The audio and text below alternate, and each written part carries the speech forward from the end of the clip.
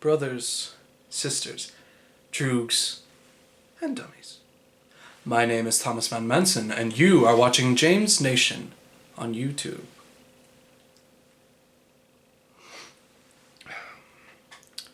In this interview, James has been kind enough to send me a series of questions that I will answer to the best of my ability and with the utmost delight. I hope you enjoy them, and with that said, let's get on to them, shall we? Question 1. When did you start wrestling? I personally started wrestling in early October of 2017. So I've been wrestling just over 3 years. And I must say, in that time, where does the time go? It doesn't feel like it was that long ago I began training. One of many mysteries that I have yet to solve. Question 2. Who is your favorite person to wrestle? Favorite person? As the old proverb goes, iron sharpens iron. There's never a match that I don't come out of with a new method of violence, a new way of tormenting my opponent, or a new skill altogether, if nothing else but experience. But if I had to narrow it down to one or two, it'd have to be Matt Schuyler or Reardon O'Connor. You see, when I'm in the ring with them, I can feel myself getting better. I can feel them getting better as well. That is not a knock on the others, but there's just something different about those two. And as a result of all of our constant improvements, no two matches are ever really alike, and certainly keeps things interesting. Question 3. Favorite place to wrestle? Very good question. Very good question. If I had to pick one, it would probably have to be the Kino. I wrestled there once, quite some time ago. But there's something different about the atmosphere, the gravitas. The environment that you're in is so vastly unique. There's no real way to describe it. It's very close. The fans are in such close proximity to the wrestlers. It's amazing. Truly amazing. And on top of this, because it's so small and condensed, the fans hear and see everything. When someone screams in pain, they hear it. When a kick thuds off of someone's chest, they hear it. When someone's bone finally gives out from the pressure you've put on it, they hear it. That is enjoyable. Question 4. Biggest influence in wrestling? I don't have one individual influence. I take inspiration from quite a few. 4 to be precise. Those being The Undertaker, who showed that the mysterious and macabre still has a place in the world of professional wrestling. Kenny Omega, man whose athleticism knows no bounds. His technical prowess is incredible. And that man is so aerodynamic, it's frankly startling. And all of this from a very humble man. Very respectable. My other influences in recent years would be Bray Wyatt. But if I had to name an all-time influencer, Tajiri. That man's kicks are incredible. They are the stuff of legend. And he is a strong part of the reason that I chose to become a wrestler.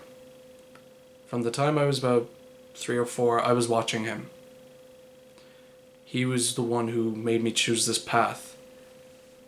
And I'm glad that I did. Question 5. So what exactly is your character? Who am I? Who is Thomas Van Manson?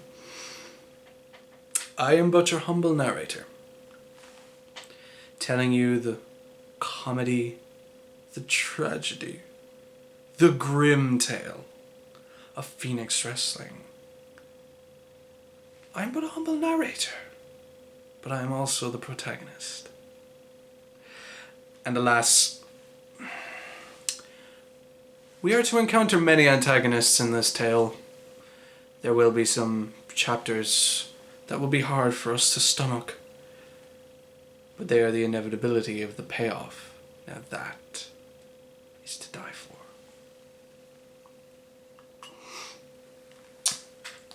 Question number 6. What is your signature move? My signature move? Something I refer to as Perdition's Flame.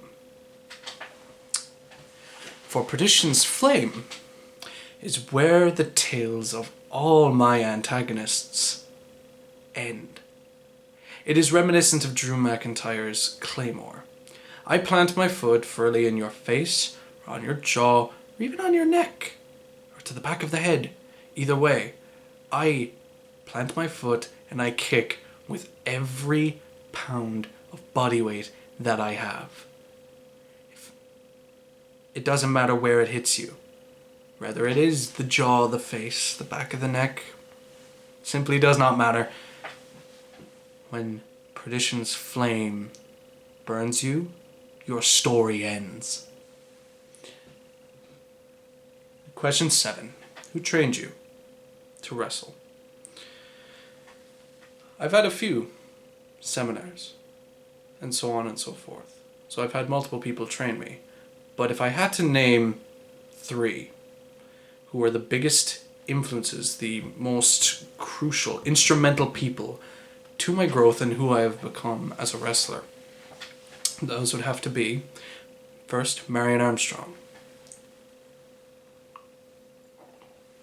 When I first began wrestling, Marion was the one who taught me the bare bones, the basics, who got my fundamentals up to a very, very high level, very solid level.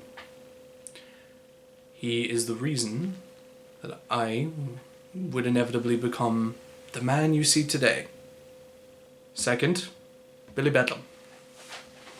Man who taught me the ins and outs of the business that I was walking into. The man who assisted me through thick and thin. He taught me a lot, and a lot of his teachings were instrumental to my personal growth, as well as my growth as a professional wrestler.